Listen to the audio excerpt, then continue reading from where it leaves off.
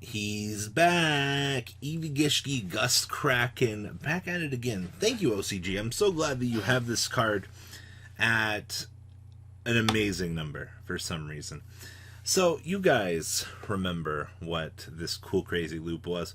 Well, the OCG kind of went one step further with this now. We've kind of combined it with some Valkyrie cards. We're playing Maximus to kind of get into our Gust Kraken. So, Gust Kraken, you can ritual summon this card with any Gishki ritual spell card. When this card is ritual summoned, you can look at the top, or look at 2 random cards from your opponent's hand, and then you get to shuffle one of them back into the deck. All this on a 2400 level 6 body with super easy access for you to get to. Also, it just wouldn't be fair unless, we could wind our opponent after we look at their entire resource management pool and smite them out of the game. I love Yu-Gi-Oh!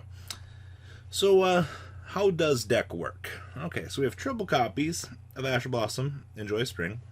We have 2 copies of Deep Sea Diva, which tutor for these cards can be discarded to add rituals, or you can, if you would exactly summon 1 ritual monster, you can use these guys to fulfill the entire cost of said ritual friends.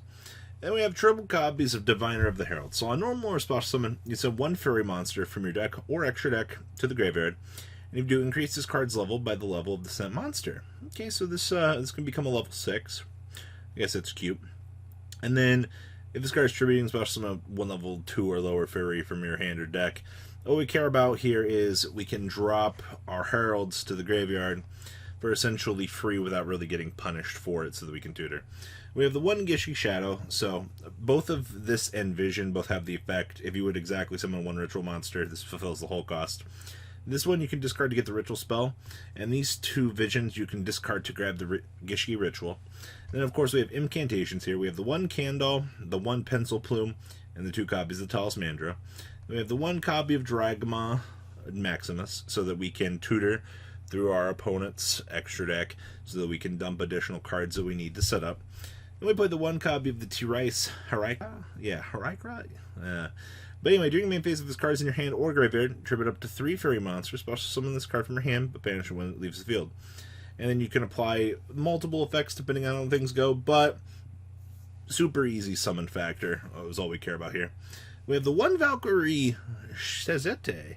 So this is interesting. So if this card is special soul summon, you can special soul summon 1 Valkyrie monster from your deck, except for Shazete. So this allows you to tutor for this, which then tutors on into Sigrun here. So if this card is in your hand, you can target 1 face-up spell trap card, send it to the graveyard, and if you do, special summon this card from your hand. If this card is an almost special summon, you can special summon 1 level 8 or lower Valkyrie monster from your hand or graveyard.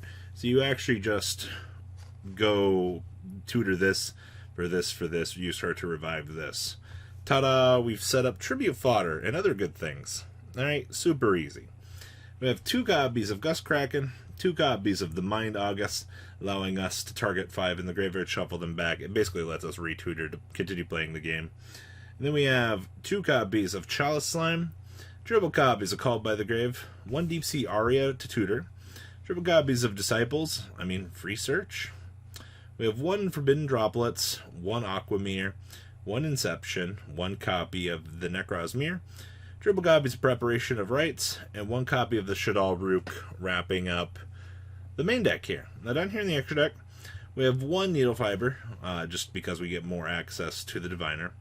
We have 1 copy of Cross Sheep, because once again, slam these together and then go ahead and take advantage of our ritual effect, which is draw 2, discard 2, which further lets us get into the stack so that we can continue to play the game, right? Because that's very important.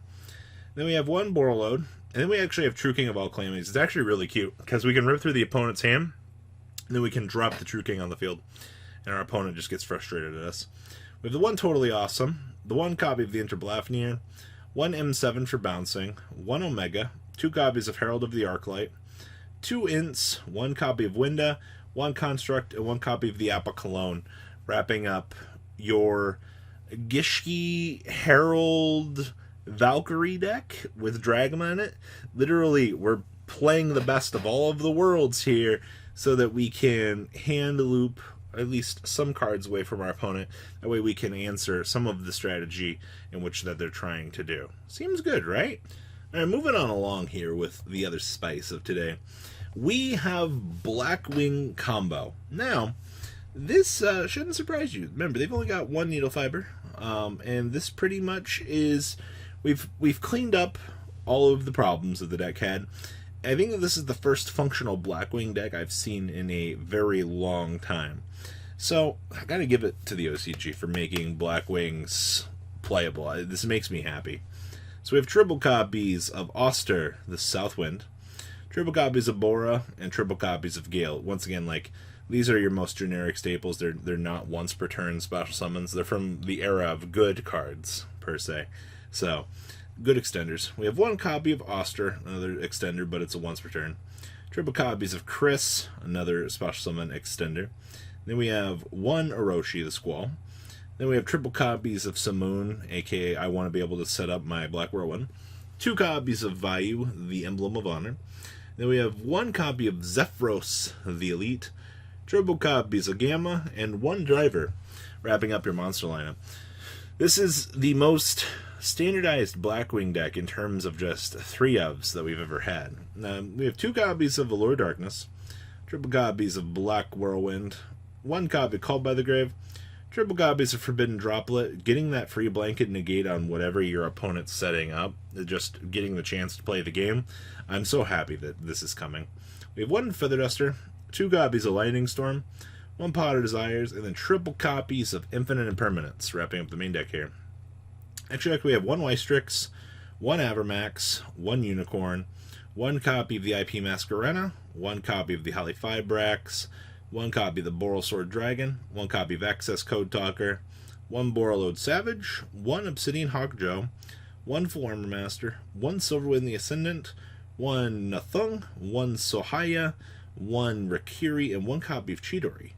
Side deck here we have triple copies of Ash Blossom and Joyous Spring, triple copies of Ghost Reaper, triple Maxi, triple Nibiru, 1 Lightning Storm, and 2 copies of Red Reboot, wrapping up our beautiful Blackwing deck. And I will say, this feels very much as standard as it gets, I almost feel.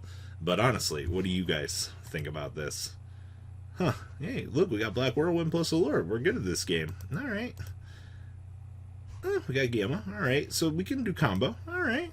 This doesn't seem bad. The 2 hands we did don't seem horrible. And last but not least today, we have Generaider Valkyrie, by the way.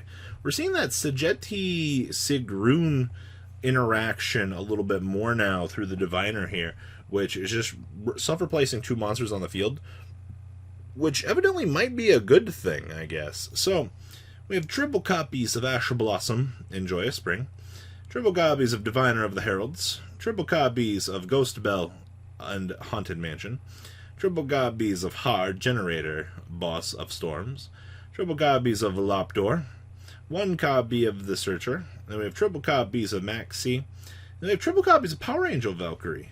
Oh, okay, so if you negate the activation of Spell Trap Card monster effect, add 1 light fairy monster from your deck to your hand. Oh, this is really good. We can tutor for the Trice. So we have 2 copies of Trice, 2 copies of the Valkyrie Sagete, and then we have triple copies of Valkyrie Sigrun. Then we also have triple copies of Called by the Grave. Only 2 copies of Boss Stage, though. I guess they feel that if you out this, you're fine, but that almost doesn't feel correct. We have 1 Feather Duster, 2 Super Poly, and triple copies of Boss Fight. And then we have triple copies of True King of All Calamities, 2 copies of Enter Blafnir, 2 copies of Jomangda, 1 copy of the World Chalice Almerduk, 1 copy of Starving Venom, 1 Dragostabelia, 1 Mud Dragon, 2 Ints, 1 Earth Golem Ad Ignister, and 1 Diplexer Chimera. Side deck here we have triple copies of DD Crow, 2 Effect Veiler, 2 copies of Phantasme, 2 Ghost Ogre, 2 copies of Skullmeisty, 1 copy of the Generator Boss Quest, our 3rd boss stage for some reason, and 2 copies of 1 for 1, wrapping up your Generaider Valkyrie deck. With, I'm intrigued by this. I actually wonder how consistent this will be in the future when we get Sigrun, if this will actually even see a place in terms of competitive play. But what do you guys think about this week's list? Please leave a comment down there. Tell me what you guys think.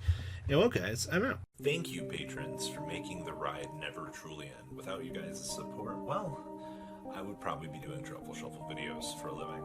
Guys, please check out VanCole40 for all of your Cardfight Vanguard content brought to you by MCole40. And if you are looking to pick up singles, check out mcolegames.com for your trading card game needs. Thanks for watching, everybody.